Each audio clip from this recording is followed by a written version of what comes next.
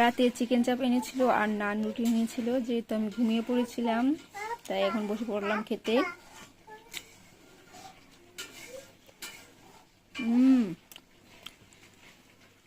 রাত্রে করে মনে হয় একটু বেশি ভালো লাগতো, কিন্তু এখন ভালোই লাগছে। দুপুরে খাবার খাচ্ছিলাম, প্রথমে নিয়ে নিয়েছি একটু আলুর ভর্তা আর একটা শুকনো মরিচ।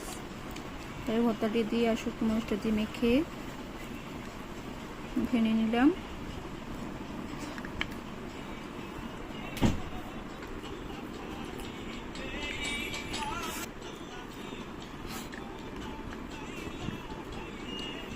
ভর্তাটা খাওয়ার পর একটু তরকারি নিয়ে নিলাম, তরকারিতে ভাতটা মাখিয়ে খেয়ে নিচ্ছি।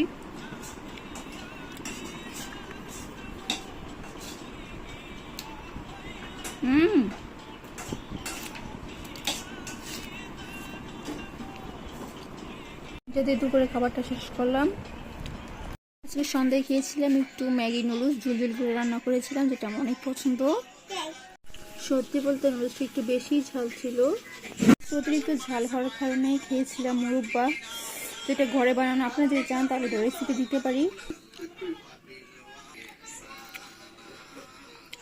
মুরব্বা খাওয়ার পরে খেয়েছিলাম একটা ললিপপ।